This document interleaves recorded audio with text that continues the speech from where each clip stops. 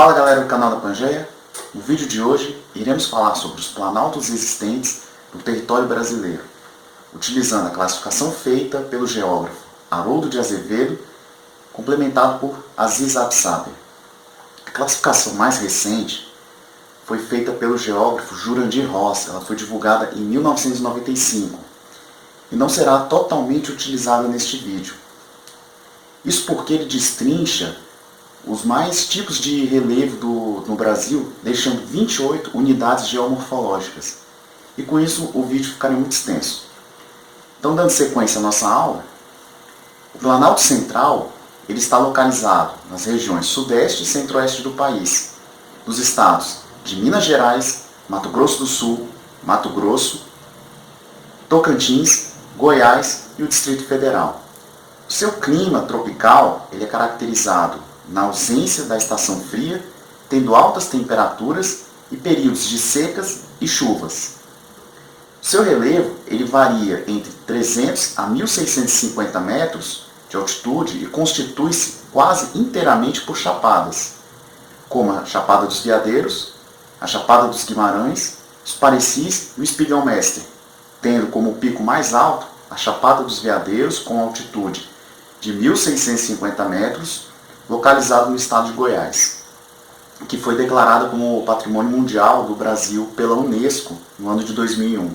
Sua principal vegetação é o cerrado, com plantas arbóreas espaçadas, de troncos retorcidos, e além de arbustos e gramíneas, conta ainda com uma faixa de transição com algumas partes de Mata Atlântica, tendo um bioma rico em espécies vegetais e animais, além de abranger as bacias hidrográficas do Tocantins-Araguaia, a bacia amazônica e a bacia do São Francisco, ela é de um grande potencial hidrelétrico. E porém há décadas ocorre a ocupação humana nessa área, colocando essa vegetação em possível ameaça devido à agropecuária e o crescimento de cidades, como exemplo a cidade de Brasília. O Planalto das Guianas, ou o Escudo das Guianas, ele está localizado ao norte da América do Sul, abrangendo a Guiana Francesa, Suriname, parte da Venezuela e no Brasil, nos estados de Roraima, norte do Amazonas e o Pará e o estado do Amapá. Sua formação geológica é do pré-cambriano, sendo uma das formações mais antigas com a presença de cânions, além de encostas íngremes, tendo picos que ultrapassam os 200 metros de altitude, como o Monte Roraima, o Pico da Neblina e o Pico 31 de Março, além de ser uma região muito rica em quedas d'água. O clima desse planalto é o equatorial, devido à proximidade à linha do Equador, sofrendo grande incidência de raios solares de forma perpendicular, ou seja, suas temperaturas são elevadas, o que gera uma maior evaporação e consequente umidade, que se precipita depois, sendo, portanto, um clima quente e úmido, com baixa amplitude térmica.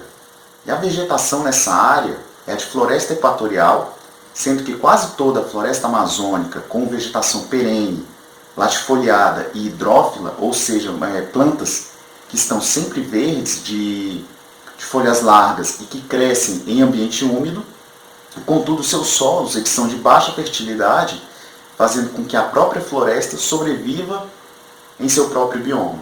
O Planalto Meridional ele se encontra na região sul, parcialmente no sudeste e extremo sul do centro-oeste do país, tendo a sua formação geológica da era Mesozoica, com rochas sedimentares, os arenitos e basaltos. O Planalto ele é subdividido em dois: o Planalto arenito-basáltico, que é uma formação geológica chamada cuestas, formada a partir da intercalação de camadas de basalto e arenito, resistente aos processos erosivos e de depressão periférica, que é um relevo baixo, mas conhecido por Campos Gerais, no estado do Paraná, ou depressão central, no Rio Grande do Sul. O Planalto ele está inserido na bacia dos rios Paraná e Uruguai, sendo sua maior elevação a Serra Geral, próxima à Serra do Mar. A sua vegetação é a mata de araucárias, tendo ainda algumas áreas com presença de restinga nas localidades próximas à água. Seu clima ele é o tropical úmido, tendo maior índice pluviométrico e sofre a influência da massa polar atlântica. O Planalto Atlântico ele ocupa o litoral desde as divisas do Ceará com o Piauí até o norte do Rio Grande do Sul. Na região nordeste, predominam altitudes entre 200 e 500 metros, com destaque para chapadas e serras.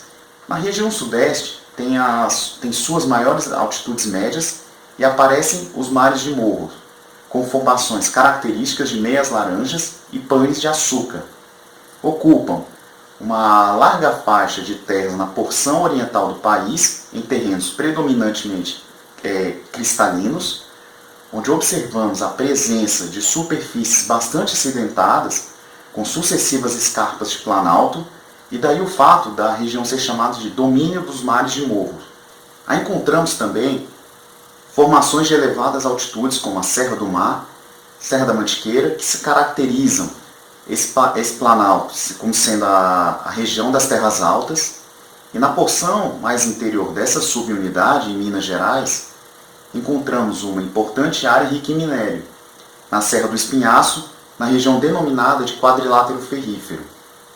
As serras e planaltos do leste e do sudeste, também chamada de mares de morros, ela é uma formação geomorfológica do Brasil, classificada pelo geógrafo brasileiro Haroldo de Azevedo como parte sul do Planalto Atlântico e são uma formação do relevo brasileiro, localizado no sudeste do Planalto brasileiro.